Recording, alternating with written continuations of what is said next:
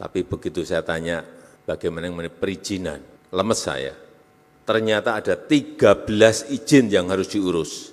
Tapi namanya bukan perizinan, namanya surat rekomendasi. Sebetulnya sama saja, perizinan itu. Hanya diganti nama aja, dialuskan menjadi surat rekomendasi. Ada yang namanya surat pemberitahuan, tapi namanya itu izin. Kalau saya jadi penyelenggara event itu, lemes dulu sebelum bertanding eventnya.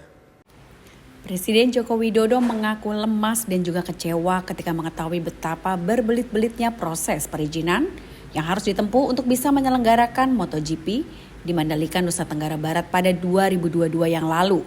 Ia mengatakan butuh sebanyak 13 izin untuk bisa menyelenggarakan event balapan motor tersebut.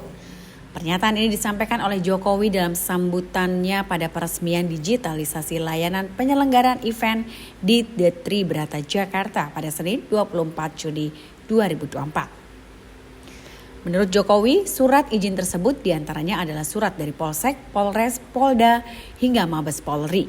Kemudian ada juga surat izin dari RSUD dan Dinas Kebakaran. Jokowi pun menyebut bisa saja perizinan tersebut masih akan bertambah lagi. Bahkan Jokowi menilai uang penyelenggara bisa habis karena digunakan untuk mengurusi semua perizinan tersebut.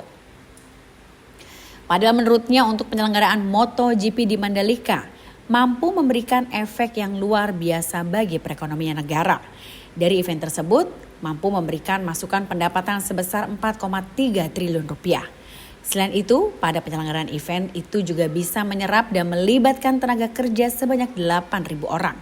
Juga untuk UMKM yang akan terlibat kurang lebih ada sekitar 1.000.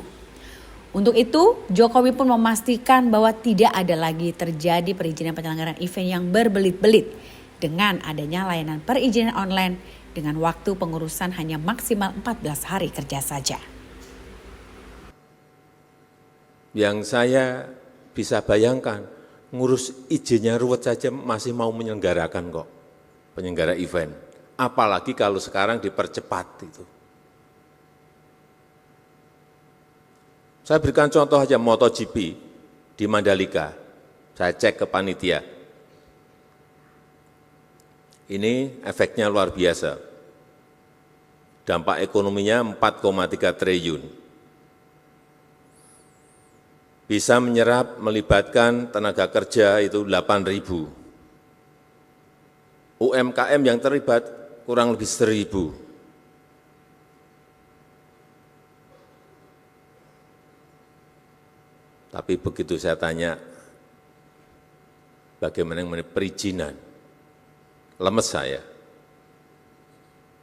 Ternyata ada 13 izin yang harus diurus. Tapi namanya bukan perizinan. Namanya surat rekomendasi. Sebetulnya sama saja, perizinan itu. Hanya diganti nama aja, dialuskan menjadi surat rekomendasi. Ada yang namanya surat pemberitahuan, tapi namanya itu izin.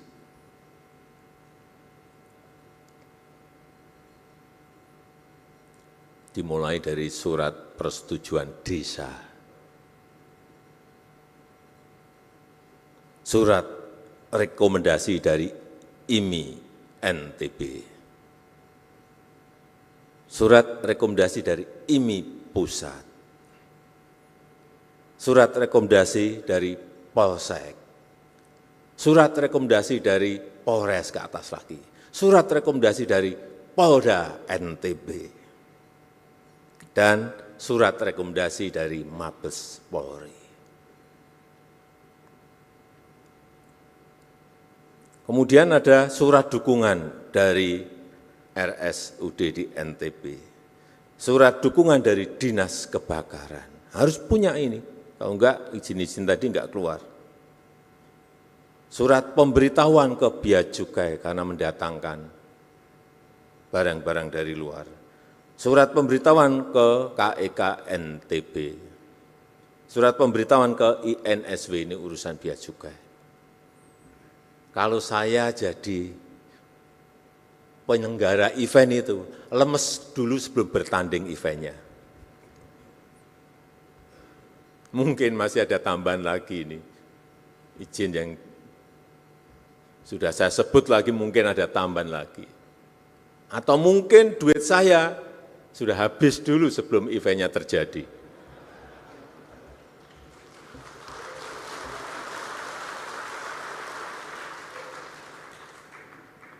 Ini fakta.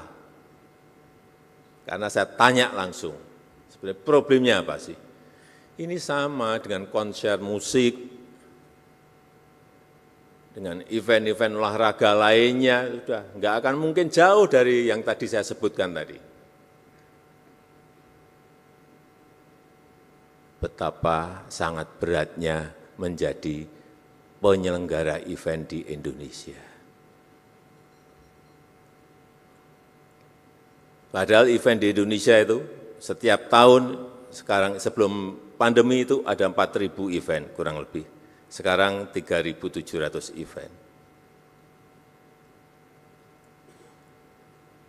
Jadi sekali lagi, ini sudah saya kejar-kejar lama, saya sangat mengapresiasi, sangat menghargai, sekarang sudah ada OSS untuk penyelenggaraan event. Tapi juga akan saya ikuti terus, akan saya cek terus. Karena yang terjadi dulu pernah di sebuah kementerian sudah dibuat OSS, tapi karena nggak pernah dicek, nggak pernah dikontrol, sistemnya dimatikan. Artinya apa? Manual lagi. Artinya ketemu lagi. Dan akhirnya ditangkap oleh KPK. Ya, saat itu langsung ditangkap oleh KPK. Saya datang, karena saya datang ke sana.